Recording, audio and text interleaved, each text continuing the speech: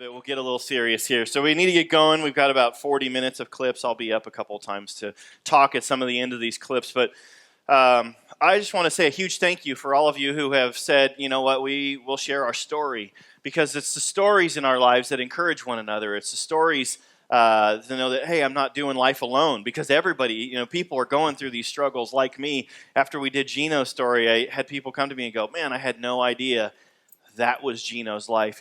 And it also gives us this hope, which Gary will talk about this morning. It gives us this hope that, man, if God has brought them through this, he could do that for me. And maybe you don't necessarily, maybe your life doesn't look like Gino's or like Gary's. Maybe it looks different, but we'll have, Janie and I are going to share our story together, and Bart and Amanda are going to share, and others of us will share. So yours may not look, you have your own individual story, but I'm sure there are currents in each and every one of our lives, the main underpinnings, the things that we're scared of, the things that have happened to us, the trauma that touch on each of our hearts. So this morning, would you guys just pay attention and let's celebrate with Gary. I think this is really a celebration. I'll talk a little bit in a moment, but I love that song. I picked that song that we did, just the last one before Amanda came up, and it says, "You give life, you restore everything that is broken." And if that's not the story really of all of us, and as we'll see in Gary's story this morning, then I don't know what is. And there's proof in the pudding, and we're going to see that this morning. So would you guys turn your attention to the screens, and we'll get on with Gary's story today. Hi, I'm Gary Deutch. I'm here to tell you a bit about my life and how I found Jesus. Grew up in a very normal family, full of love.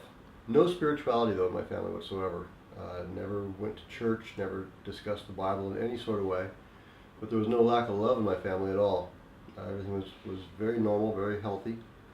I always had a problem since early childhood with self-confidence. I worried about everything to the point where it would make me physically ill. And that continued on through my adulthood. I never got a handle on it. And don't really know where it came from. I always second-guessed everything I did. I was always proficient at everything I did, which is confusing because nobody ever told me I did anything wrong. I never failed at anything. I was always pretty good at everything I did. But there was just so much self-doubt in me that it was driving me crazy. I found a love for music very early on and just got consumed with that. But also with that was still being consumed with I'm not good enough, even though I was being asked at a very early age to do very significant music tasks, recordings and live performances and that sort of thing. And I would do them and pull them off, but before every performance or session, I go to the bathroom and get sick, and then go in and nail the part. I have no idea where this lack of confidence came from. But later on in my teens, marijuana came into play. It was no big deal. It didn't really help. It just maybe crawl into my shell a little bit more. A little later, found alcohol. And that really changed things. Changed things a little too much. And I got consumed in alcoholism at a young age for a long, long time, and it ended up destroying my life. With that, I was still successful. Business-wise, things were going well. Music-wise, things were going well. Had 2 failed marriages.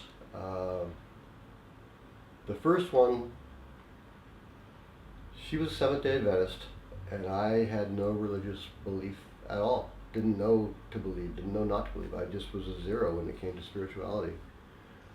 So I started learning her faith, and it just read like a bad fiction story. I wasn't buying it, and I was faking it, trying to act like I loved it and got it, because I loved her. That was important to her.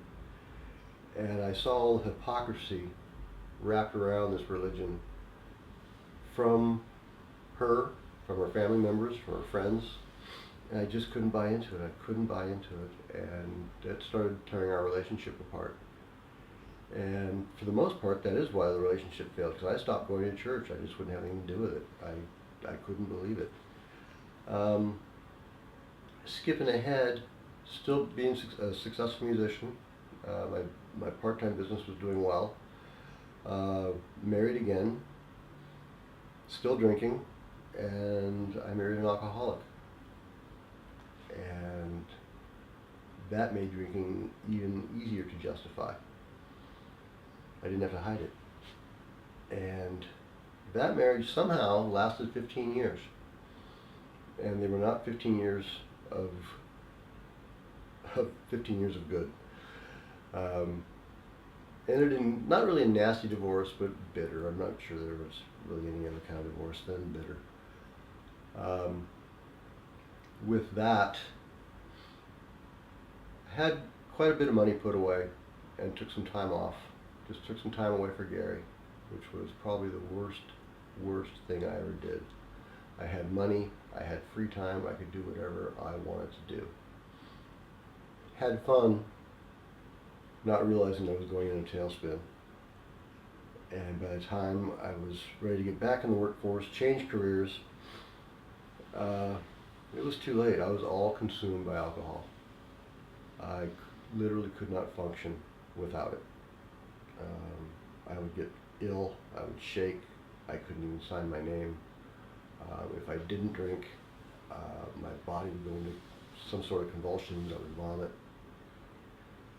So instead of quitting, it was easier to just go to the store and get another bottle, and now I feel fine again. So I was actually drinking to get normal, as crazy as that sounds, and it is crazy.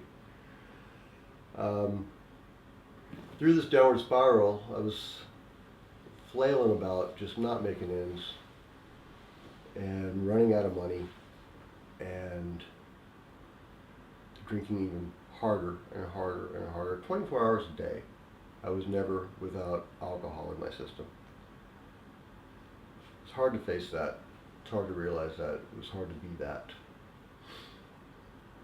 With that, I got kicked out of where I was staying, rightfully so. And I became homeless. I was the last person you'd expect to be homeless, the guy that always had everything.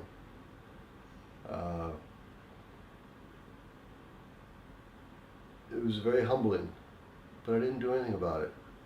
I had my truck and my belongings, and I slept in my truck. I had a place where I could be safe, safe-ish, and I stayed there and stagnated and drank in my misery for almost 2 years. I was in a spot that I couldn't climb out of. I couldn't even see the top. I didn't want to anymore. I had all but given up. And there was a time where I was down at Huntington Pier, and there were two gentlemen with a wagon and some handbags and popcorn, and they stopped at two girls that were seated at a bench next to the one that I was sitting on, and asked if they knew anybody that was homeless. My ears perked up, and I know someone. And I just thought it was a really cool thing that they were doing. Both the girls knew of somebody, people that they pass all the time on the corner. And when they were done talking to these two girls, I stood up and said, you know, what you guys are doing is a beautiful thing. Tell me more. Having too much pride to tell them that I was a homeless person. So I took one of the bags, and they invited me to the church service the next following Sunday. And just so be it, it was about a block and a half from where I was staying in my truck. Something told me, go, show up. I have nothing to lose because I've lost everything. And I met the two gentlemen at the door who I saw on the pier. Right away, they came to me, big handshake, a hug, and then they introduced me to Pastor Jeremy. And that was a God moment. I've had many since then. The first God moment was those two guys being on the pier. that was God swooping down and grabbing me in his arms and just giving me a bear hug saying, I've got you. I kind of listened, but I didn't get it. I still flailed around for about the next year.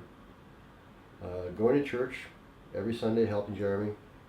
We would have dinner together now and then, just being friends. He knew what a mess I was, but he just supported me, loved me. But I was still drinking, and I could not, would not, didn't know how to stop because stopping was too painful. So we literally found a man down at the pier. One of the things, what he was talking about is when we first started as a church meeting here, one of the serves that we did early on was we got our blue bags, the grocery bags.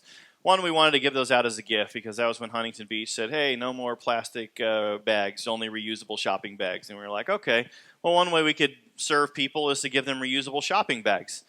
And we thought of a good idea, what we thought was a good idea. It turns out it was a God idea. Well, let's take some homeless supplies, put them in those bags, and then let's give them out to people. We'll go down to the pier with a ton of people down there all the time. We'll bring 150, 200 bags, and we'll say, hey, do you know anybody who is homeless? Do you ever see anybody on the side of the road? Is there something that we could do to show those people that there's still hope? Not all of them want help, but there are many of them now that I've started dealing with homeless people that you bump into, and they really are just down on their luck. There are 2 of them that we bumped in, 3 of them that we bumped into who were just didn't have a place to live. And I was like, man, it's so difficult. And like Gary just shared, it was really cool. We went down there that day, and we go out there, and you never know what God's going to do. You just don't know. He just says, go do good things, and do those things in my name. And we went out there with wagons full of plastic bags inside of blue bags, and we went to people and we just said, hey, is there anybody you could share this with? Is there anybody you know who might give them hope? Have a short conversation. Would you just share some love with somebody? And if you want to keep the reusable shopping bag, fantastic. Just give them what's inside. That's fine. If you want another bag, we'll give a bag to you. And we met Gary. And Gary just shows up this next week at church. I remember he walked in. We were setting something back here. He walked in. He came into the back. I met him. And I can still see it today. I met him right here in this building. And you can see the makings of what God is doing in a life. And, I used to think, 50 or over was really old. And now I'm almost 40. And I think 50 is the new 20. Because I don't want to be 20 yet. I want to be a little younger. But Gary comes here and he serves, and Gary, but his life was still a wreck. And what I wanted to say in this portion was, Gary said, I started coming. Gary found real life in community here. The thing that I'm so proud about this church, and what I think the church should be about, is showing people genuine love. And he'll say things about me. It's not me. I in some ways, a lot of ways, I wish I wasn't this guy up here on stage. I just want to be a part of a community. And what I'm so proud of about this church, our group, is that we love people really well. And I saw people give Gary on multiple occasions, $40, $100. And, we took care of things with his car that were going on. And we genuinely loved him. And I believe that that's why he stuck around. Because it wasn't about Jesus at that point. He already said, hey, the story of Seventh-day Adventists, it's very, very similar. I mean, they believe in Jesus, so on and so forth. But Gary said, it read like a bad fiction story, right? It's what he said. And we're, in some ways, telling the same story, but we're doing it with authenticity, where we're saying, hey, he found us at the pier showing love to people. And what he caught on to was that he saw us giving a cup of cold drink to somebody. And remember last week I talked about save people, serve people. And it doesn't matter, the smallest thing that you do in the Lord's name can be the hook that catches somebody. And this very small thing that we did, which was give him a bag of water, chapstick, toothbrush, soap, shampoo, deodorant. I don't know what all was in the bag. We gave that to Gary, and Gary showed up. And as a result of that, you're going to find out how Gary's life changed. But oftentimes, our lives get worse before they get better. And this is what I want to key in right here. The thing I'm so proud of us is that many of us knew, Gary's drinking. He's showing up. He said, Jeremy knew it. He loved me anyways. We all knew it and loved him anyways and continue to serve him because it's a process of getting out of those ruts in your life, right? Those things, those habits, those things that we do that wrecked our lives. It doesn't just happen just because we meet Jesus or just because we start coming to a school that's actually a church. That doesn't necessarily happen. And it didn't happen that way for Gary, but because we continued on and we pulled Gary into relationship, and Gary kept submitting himself to the process, and God did what he only can do, which is change the heart of a man. And sometimes he has to do that by dragging a man deep into the gutter first and stripping them of everything that they think, their own pride, their life, that all those things got to come off sometimes before God can rebuild you. It's like we see in war oftentimes. War is very, very devastating, but what comes after war is oftentimes a far more healthy community. And the same thing you're going to see is what happened in Gary's life. Go ahead and play that next clip. Through all this, I was still playing music a lot, and it was the only thing that I had to hold on to. Music has been my life. I started playing when I was 10. I had a group of guys that I would rehearse with every week. We would do shows. Some of them were pretty high-end shows. We'd play the NAMM shows 7 years in a row. Pretty big stuff. Did a lot of recording with them as well. And they started calling me on my playing not being very consistent. I was always real consistent. I would forget parts or just not be on. And I would just sit there and take it, know that they were right. And I knew why it was happening, and they did too. They were as patient as they could possibly be. So the only thing I had to look forward to at that point was those rehearsals on Wednesday nights, the shows once or twice a month. And I got a phone call saying that my services were no longer needed. And I was crushed. Devastated. I'd always been told by these guys if I would ever leave the band would split because I was the heart of that band. And then to have the alcohol affect my performing so much that table was turned to where I got fired from the band. They couldn't be without me.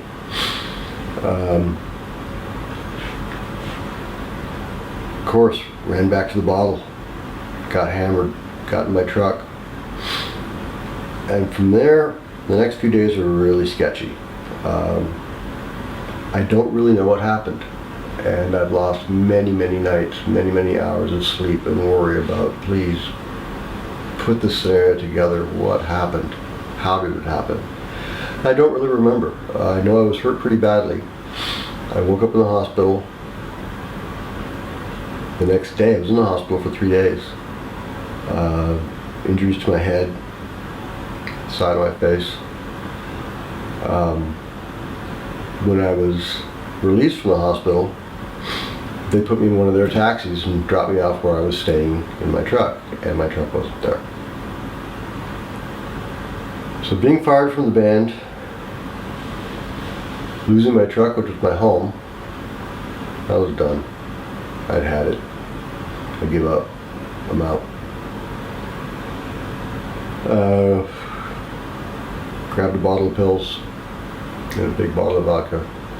I was going away.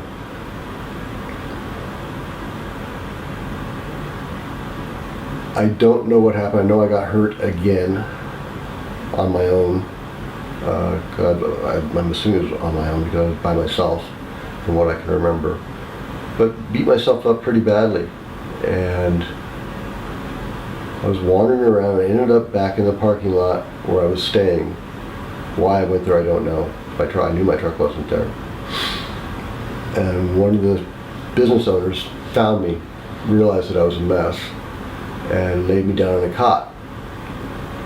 And I don't think I was laying there for 5 minutes, and up comes Jeremy in his truck.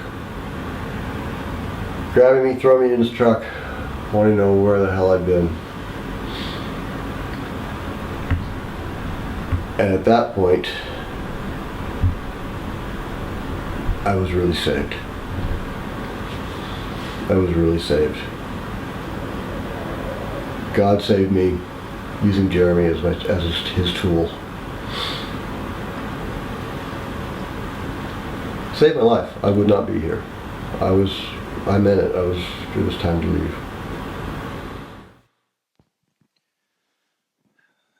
When Gary says he doesn't remember that, and the cool thing is God used a lot of us. There's a weekend we found out Gary would always answer the phone when I called him, and I knew something was up. So I called him, and it went to voicemail. It went to voicemail, and it went to voicemail.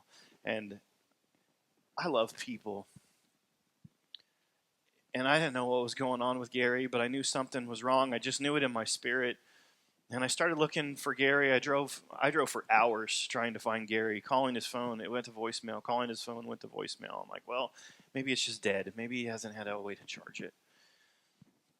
And then what is like 3 days later, Gary finally calls. I'm down at Surf City Nights down there. He's like, my phone battery's almost dead. I'm alive. They dropped me off. I'm trying to find out. We end up losing connection or something. And so I hear from him. I know he's alive. I don't know what's going on. And then he goes off the radar again. But apparently he went and he called Sharon. And Sharon, so lovingly, with her roommate where she was living, they went and they found him and they picked him up and they laid him on the couch and they took care of him overnight. And Sharon in the morning called me and said, hey, Gary's here. It wasn't really the morning. It was like 11:30. She said, Gary's here. I don't know what to do with him. I took him in last night, and he slept on the couch. He's really in bad shape. Not bad shape. So I pick Gary up. I go over. We have lunch. We spend the day together. He's like, man, I need to collect my thoughts. He shares, he's like, I got kicked out of the band. I don't know what happened. I ended up in the hospital. He had discharge papers, and I'm like, okay, the story's jiving here. Wasn't in a DUI or anything like that. So he says, drop me off at the park. I just want to collect my thoughts and, wake up a little bit. And he spent a lot of time at Central Park here in Huntington. So I dropped him off. I said, okay, your phone's charged. Call me at 5 or 6 o'clock. I'll come pick you up, take you to dinner, and we'll figure out what we do from there. It's 5 o'clock. It's 6 o'clock. It's 7 o'clock. I'm calling Gary. He's not answering. Nothing. Overnight again. My heart's just broken. I'm like, where is he? He doesn't have a place to go. We didn't know where his truck was. He's got no place to sleep. He's going to be literally on the streets tonight. Next day, I'm calling him. I'm driving all over town, hitting all of his favorite spots, the Pier, Barnes & Nobles, Bellaterra, looking for signs of Gary anywhere. I can't find Gary. And Gary, I finally head back where he used to go. I pulled in, over where he used to park and sleep in his truck. And I see this man laying on a cot in the middle of, out on the sidewalk, kind of by a business. And I go and I get him, and he is thrashed. I had just given him clean clothes the day before. It looks like he'd been leaving him for a year. Can't walk, scraped up from his knees down everywhere, bleeding from his head, split, and that's when things got real. And Gary said, I tried to take my life, and he gave me a bottle of sleeping pills, and I don't know how he was as sober as he was, but we couldn't figure anything out. So we take him to the office, and Gary ends up living in our office which is a blessing. He lives in our office for like a month and a half, or I don't know, it was like 7 weeks or 6 or 7 weeks or something on an air mattress and a TV you'll hear. But what I wanted to say is maybe you don't hit. I entitled this one when I was editing. I called it Rock Bottom. And some of us talked about it a little bit. We're like, man, Gary, he's struggling along. He's part of the community, but I feel like something's going to have to give because he's still comfortable in his uncomfortability and nothing is changing. And no matter what it is in your life, that sin that you try to hide, the things that you try to keep to yourself, those things oftentimes, almost always have to come out. They have to be made known, or you have to surrender them to God and get past them and get through them, or God can't do the work that he wants to do on your heart because you're still harboring whatever that is. Maybe it's guilt or shame, pain, alcoholism, drug abuse. I don't know what it is, but those things God wants to get into all of your heart. He doesn't want a part of your heart. He wants all of your heart. And those things He wants to restore. And those things are not good for you. And what we realized with Gary and what I knew was going to happen sooner or later. I wish it wasn't as traumatic as it was, but it had to be for Gary. He had to lose all the pride in himself, getting fired by the band, being found out, and everything came to fruition. But that was one of the most beautiful days. When he started living in the office, I just prayed to God. I said, God, thank you for letting this, in your grace and your mercy, allowing this to happen to my friend Gary so that he can begin a new life. He can be real with everybody who's around him now. Everybody knows the Gary he was trying to hide, and there was a mask that he was trying to put out there, and the reality is that mask had to come off before God could do what He wanted to do in Gary's life. And I'm so thankful that God does that. And I want to encourage you that if you're in that place, whether it's, maybe whether you want to kill yourself or you feel like you do, or you're in alcoholism or drug abuse or whatever it is, or a relationship that's not good for you, hopefully I can encourage you to just give those up. Get past that before things have to get really bad, like they had to get really bad for Gary. But the reality is when those things, if you find yourself in this very moment in a very dark place, the reality is that God knows you're there. And God is ready to restore you from that moment. Whether it's divorce, drug abuse, loss of a job, whatever you think that thing is that I can't get through, that dark season is so beautiful because it's the emergence of new life that comes from that. And that's what we got to see in Gary. So let's go ahead and play those next clips. So, once I was scooped up by Jeremy, obviously I had no place to live, nowhere to stay. And through the kindness of his heart and his love, put me up in his office, an air mattress and a television, and helped me heal. I couldn't walk for the first few weeks. I've got broken bones in my feet. My left hand is a mess. They completely took care of me, bathed me, gave me food 2-3 times a day, came by to visit until we could figure out what I was going to do. Where was I going to go? I didn't have a job. I had nothing. I had no money, no transportation. Jeremy and a friend of his found a place called the Village of Hope, which is part of the Orange County Rescue Mission in Tustin, where it's a transitional back-to-work program, Christian-based, that is just an amazing place. It's considered a 2-year program, but it doesn't have to be. It can be shorter, it can be longer. But they get you back on your feet, build you a new foundation, and get you back into society as a functioning person with God at your right side. And I'm just about ready to complete my stay there. I've done it rather quickly, but not too quick. I've learned so many wonderful things through this place. A lot of Bible study there, a lot of teachings, and I'm really enjoying that. And there are a few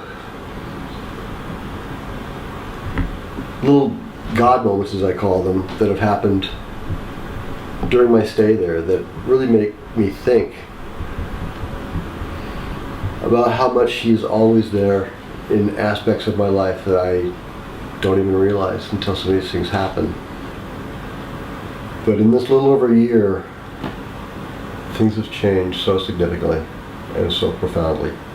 I've had so many God moments that are, to some might sound corny, to others might sound just full of love and beauty.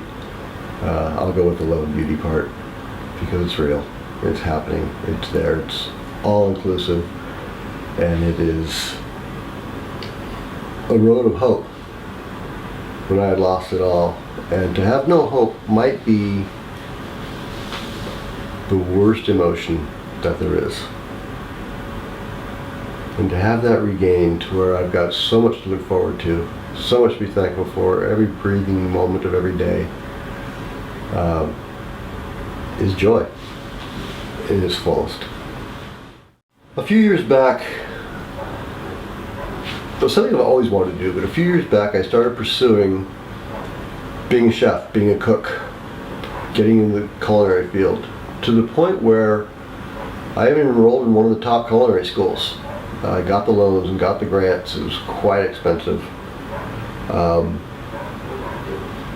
Loved it, but I was still drinking profusely.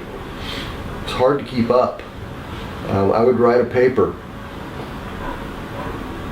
read it a week later, not remember writing it, but I got an A on the paper, but I don't remember doing it.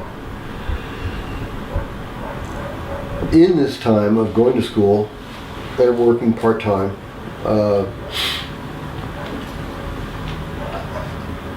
I had to drop out of culinary school because my alcohol abuse was just preventing me to succeed in that.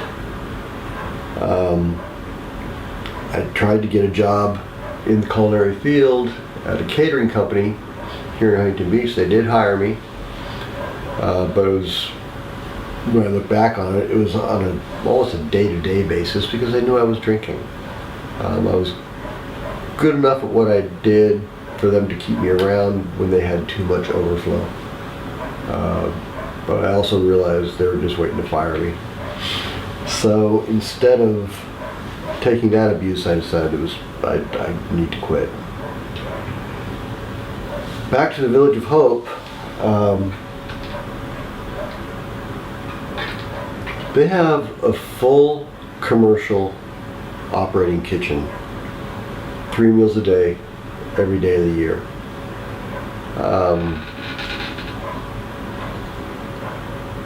I had known my general manager from culinary school. I did an internship at the Village for one of my courses. So I already knew my way around the kitchen. This is some 5 years prior to my being a student there. I never thought I'd be on the other side of the fence.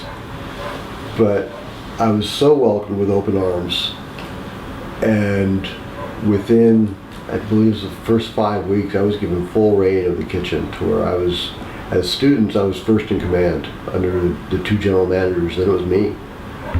And I've had free reign to create recipes, to create my menus, to order food, to basically do whatever I want. And it's been just an amazing experience on making myself much better and more valuable in the kitchen to anybody.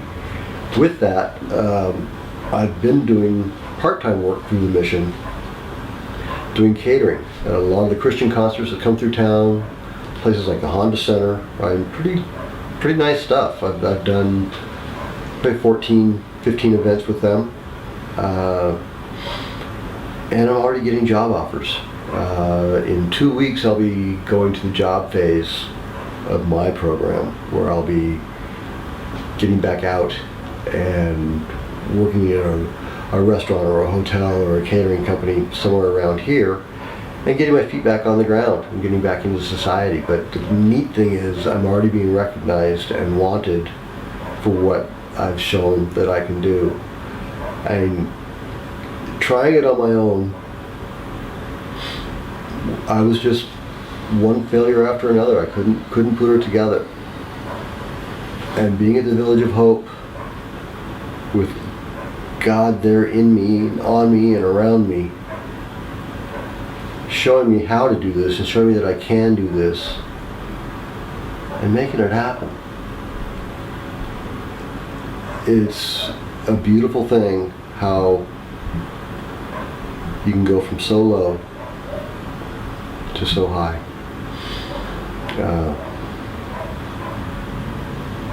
I had to go so deep to have God lift me up this high. This last year has been an amazing ride. I have learned so much about me, about our Lord, and I'm so comfortable. I'm so full of love.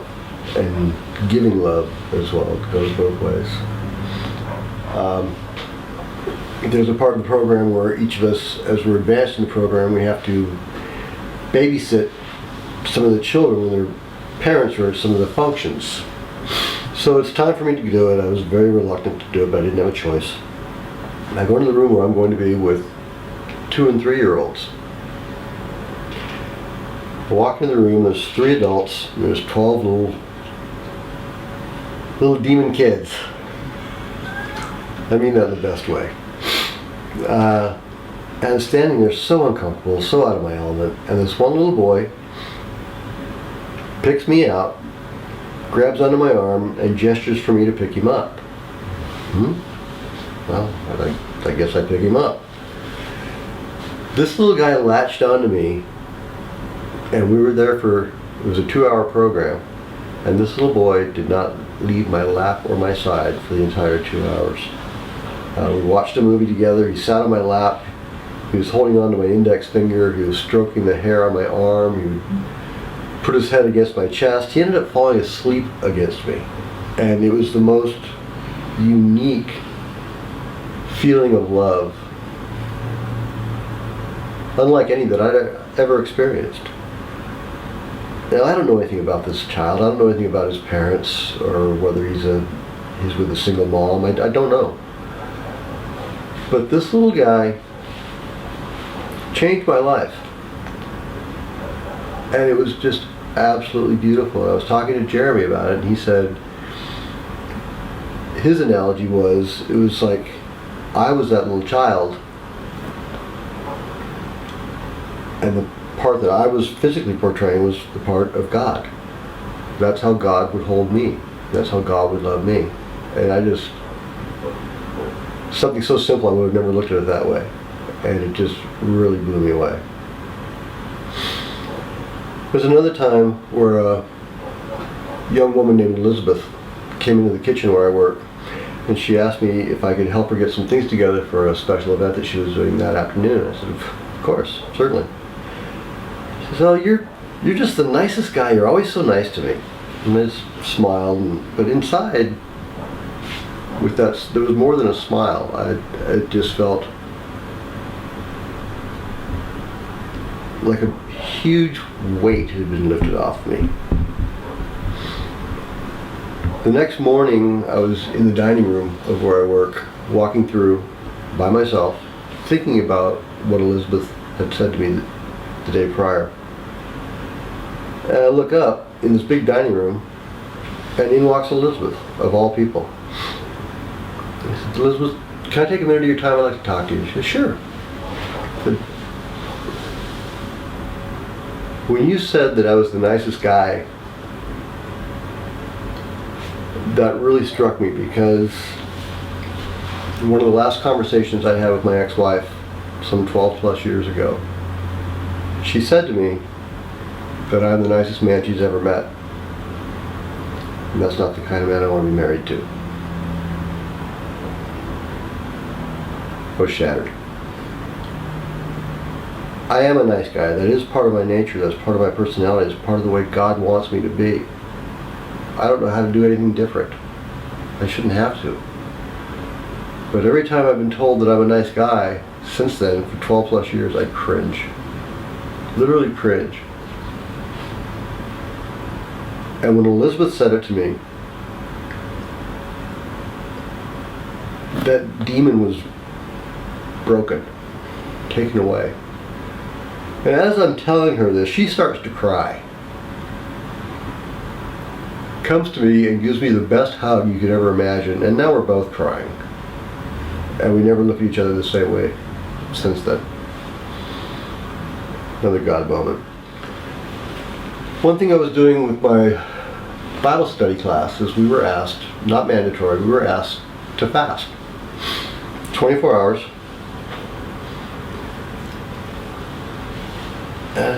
This is something I've never done before. I'll do it. Fasting for God, fasting for Jesus. Giving up something that is so important, such an everyday part of our life. Something we take for granted, possibly. Yeah, I'll do it. Well, that's gonna be awfully hard for you to do. And you're a chef in the kitchen. You're around food all day long. Yeah, that shouldn't bother me because I'm not doing it for any of those kind of reasons. I'm not doing it because I don't want to be hungry. I had a big catering event to do that day, so it was really busy. A lot of busy handwork. So it was easy to keep my mind off it. I was expecting to get a headache, and I did, and very slight, and it went away. Other than that, it was just another day. I found that it was very easy to stay away from food, even though I was surrounded by it. And it was well into the evening now, and I'm thinking, this seems like just an exercise of self-control. And if that's the case, maybe I'm showing that I've got some self-control. Waiting for something to happen, realizing that something might not happen, doesn't always happen the way it's been explained to me. But now it's about 3 o'clock in the morning, and I wake up, laying still. I didn't move. I had a feeling that I wish everybody could feel. When you're cozy in bed and the pillow's just right, the covers are just right, and you're in that perfect spot, and you're warm, and you're just completely comfortable. I was that, but it was on the inside. It wasn't from the pillow. It wasn't from the blankets. It wasn't from the warmth of the room. It was inside of me. So I just laid there with my eyes open, expecting it to go away, or making sure I was awake enough to know that I was really feeling something. And I was. I just bathed in it. It was. I can't explain it any better than that. I wish I could. And I was so comfortable, I suppose, with that, I just fell back to sleep. I woke up a few hours later to start my day, and that was the first thought. I didn't even have to, I remember that. It was right there of, wow. Didn't see that coming. That was God. No other way to describe it. For all the reasons I was going through what I was going through, and all the reasons I was doing what I was doing, to have that feeling that I've never had before be very, very real can only be one thing. I don't know if I can ever recapture that again. I don't know that I need to. Because I know He's there. He's there for me. And I do have to say there's been an extra little spring in my step ever since then. That changed. And this was not that long ago. It changed me. Definitely changed me. Another way that God is so good, I mentioned the volunteers that come and work in the kitchen with me. There's one particular woman, she and I have become quite good friends. She's older, she's 72, and got to know each other really, really well. And she had mentioned to me, and one thing that I've always been a fan of is cycling, and obviously where I am I can't do that. She mentioned to me that her husband rides, and he happens to have 2 bikes. And he would love to go riding with me. I said, have you asked him, or are you talking for him? She goes, I'm talking for him, and he would love to go with you. And I put in for a pass, and I've been cycling with this man for pretty much once a week, once every other week. He brings 2 perfectly maintained, good quality bicycles, and takes me to some of his favorite locations around the foothills of Irvine, and we just go and have a blast. It is just amazing how all of these beautiful things, beautiful people, are coming to me through the village, through God. And it is just, again, building the most wonderful foundation and a base of new friends as well. And something that I've gotten from this that is number one significant to me is God put confidence in me. He didn't put it back because He never took it. I don't know where the lack of confidence came from, but I have it now. What I would define as lack of confidence anymore would just be maybe nervousness. And being nervous is okay. Being nervous means you care. But I am confident. I've been told that I run a very tight ship in the kitchen. People say that I've got a spring in my step. They can tell just how I carry myself, and not in a cocky sort of way, of just a good spirit. And that is a life changer. That's a life changer. I don't feel there's anything I can't do, and I've never been able to say that. I might have said it, but I didn't mean it. But now I mean it. To me, one of the big milestones in my program at the village is when you go to job search. It's a big deal. It's a huge deal. And they handpick who goes and who they don't quite think is ready yet. And I was told that I was going to go. Cool. And then I was told I was going to go. Well, okay, why do you keep telling me? Are we tentative about something? And then it was confirmed that I was going to go. Okay, now I feel a little more comfortable. And I was told there was going to be a packet in my mailbox of a bunch of legal forms, about 30 documents that need to be signed, social security number, all kinds of stuff. Past job history, school histories, that sort of thing. And I was told it was going to be in my box for the next few days, so I would check every day. It's not there, it's not there, it's not there. And then there was an evening where I was going for a walk. I was leaving the campus and going for a walk after work. And I was told by one of my other students that my packet was there. Well, fantastic. I'll get it on my way back from my walk. So I went for my walk. I have to be in by 9 o'clock. It's about 8:45. And the chapel happened to be open that night. So I went and got my packet and just held it in my hand like it was made of gold. It meant so much that not only did I have it in my heart and in my mind, but I had something tangible to hold. And I decided before I went up to my room I was going to go to the chapel and I was just going to pray and end the night. So I sat down, still holding on to the packet like a little kid, and I said, "Dear Father, thank you." And I just lost it. Just cried crocodile tears. And I didn't see that coming. And all I could get out in my prayer was, "Thank you. Thank you, God. Thank you. Thank you for believing in me. Thank you. Thank you for holding me and supporting me. Thank you." And I just cried and cried. And it felt so good and so cleansing. And just the fact that I really am getting a chance to start over and to be as successful as I possibly can. To the person that is struggling, the person that is empty, the person that has little hope, a lot of doubt, a broken heart, it's really hard for me to say to that person, "Read your Bible." Well, it didn't work when people told me that. But there are parts of the Bible, Proverbs and Psalms. You just read a couple of those a day.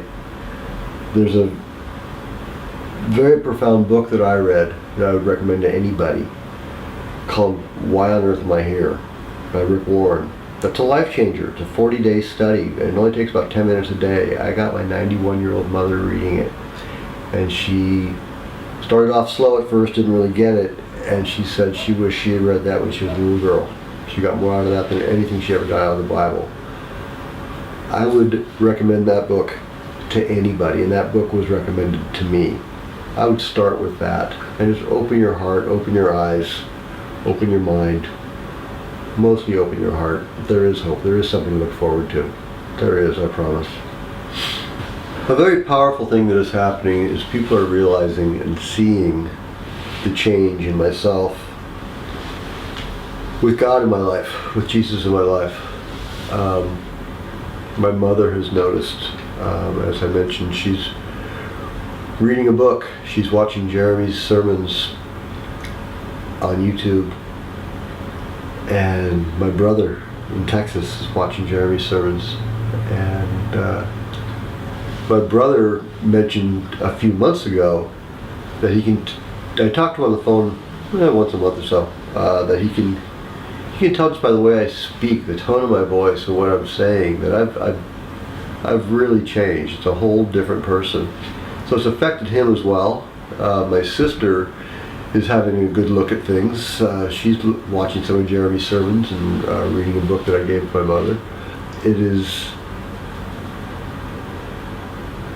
a wonderful feeling knowing what God has put into me. Other people are seeing it through me, and it's affecting their lives as well. Gary, what is the last year? It's been about a year. Yeah. April 19th. April 19th. Since you hit rock bottom,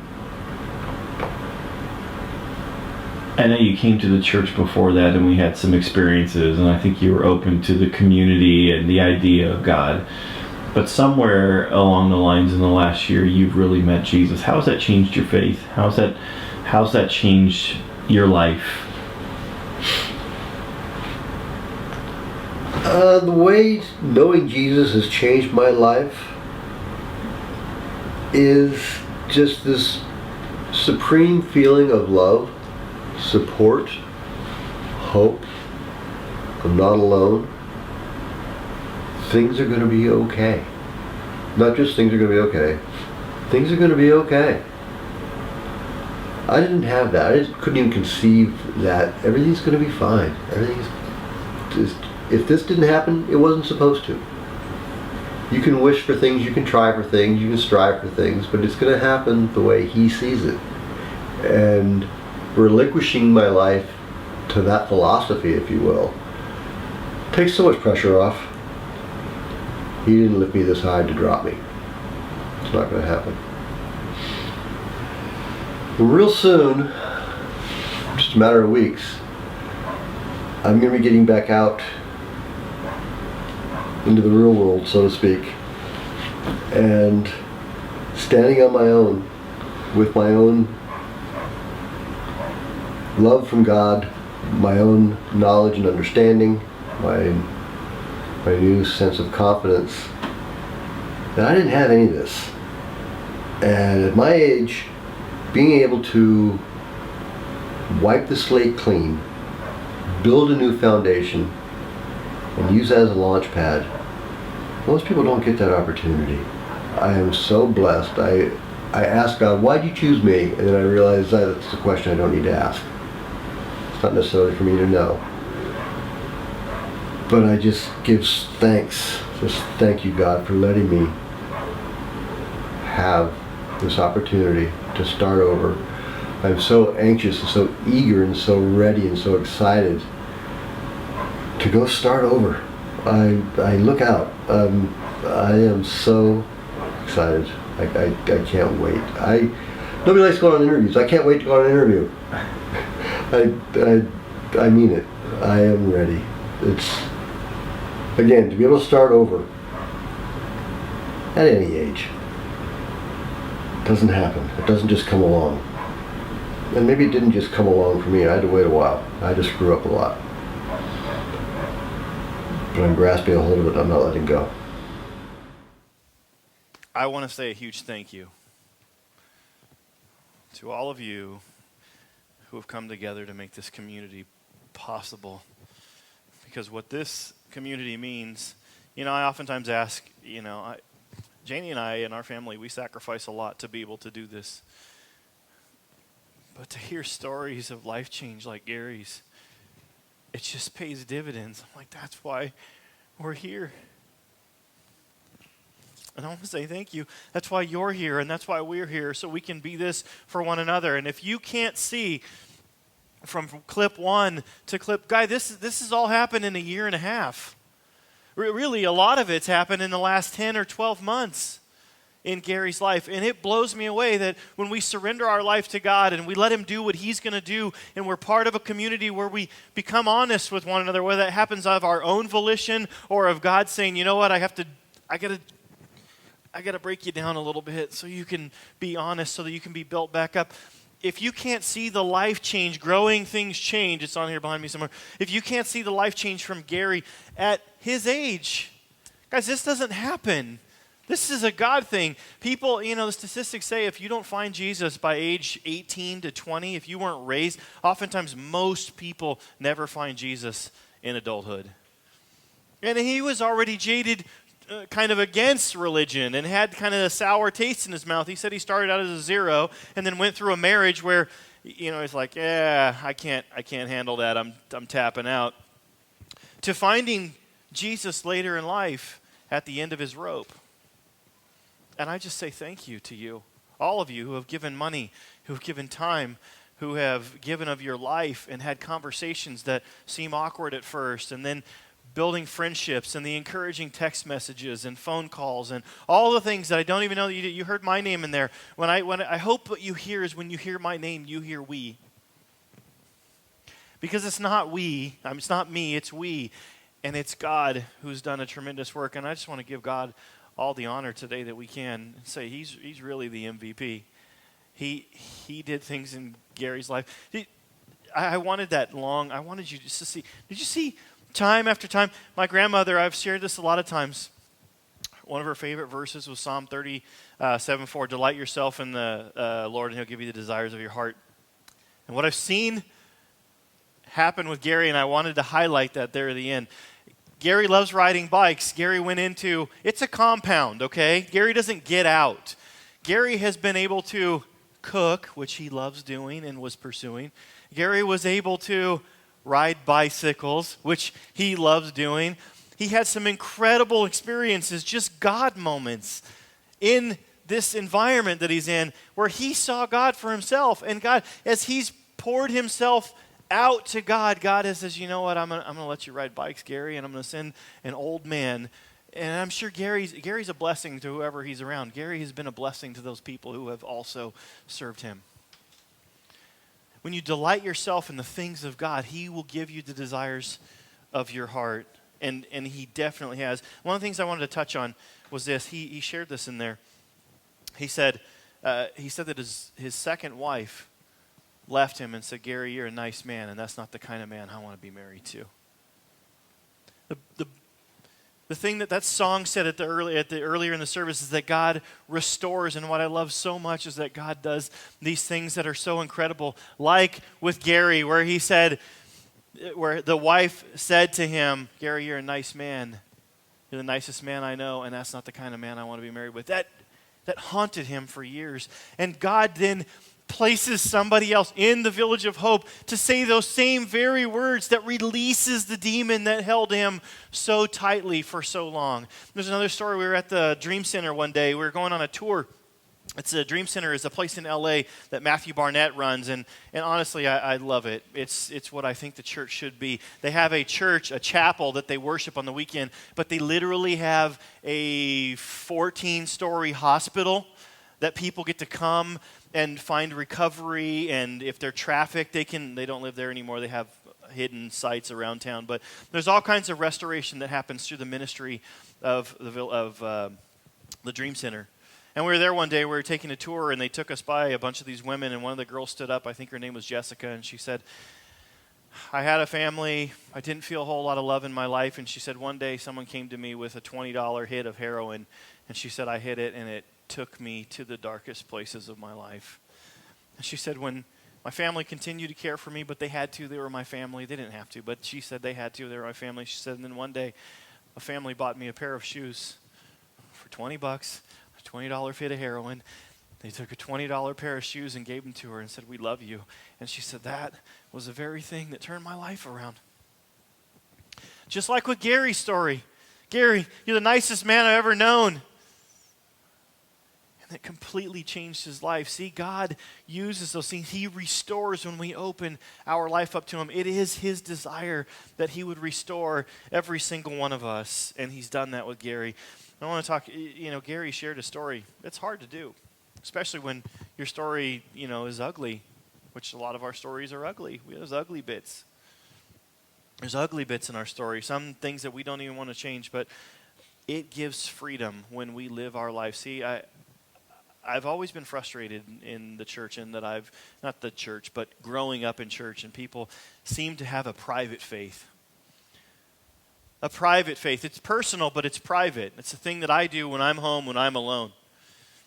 And the reality is that our relationship with Jesus Christ is supposed to be very public and very personal. We're supposed to share the things that God's doing in our life. It encourages one another. And for Gary to come and do this, I know it gives him a bit more freedom. And I think it will give many of us a lot more freedom as we continue on, as we begin to share those stories. And that's the community that I want us to have here. I want us to have a very public and personal. He shared all these deep stories. The story of the little boy sitting on his lap and falling asleep, that's a God thing. That doesn't just happen. The fasting, he was so kind of, when I talked to him weeks before that, he was like just down on the idea, nothing's going to happen, it's a test of willpower, I understand. And then after the day was all over and he thought it was all done, he woke up in the middle of the night and God said, I'm going to give you the greatest sensation of peace, just to let you know that I'm here. Gary, I'm with you. Not on the outside, not the comfortable sheets and pillow, but on the inside. I want to have that on the inside. I want you to know that I live inside you, and you can have that peace everywhere you go, and you can share that peace with everyone that you meet. And the greatest thing that God does when he takes our life out of the gutter and lifts us up, it's not for our glory, but for his. And one of the coolest stinking things is to know that Gary's mom, how old is she, 70? Or 90, 81? 91. I was thinking 92. His mom's 91 years old and is exploring faith at that age as a result of her son, who maybe you could have argued was the black sheep, the ugly duckling. But God found hope, or gave hope, and found purpose in Gary's life and restored him. And now his sister and his brother and his mother and all of them are finding life because of what God has done in Gary's life. It's such a joy to me to know that what we do, and we get to hear Gary's story. We don't know exactly what God's doing in others' lives, but God is changing lives far beyond his and far beyond yours. It's the people the lives that you touch. So I just say thank you for being a part of this. And I just want to share that we don't do this for no reason. God is changing our lives. God is growing us. God is shaping us. And he's doing it for his glory and for people around us benefit.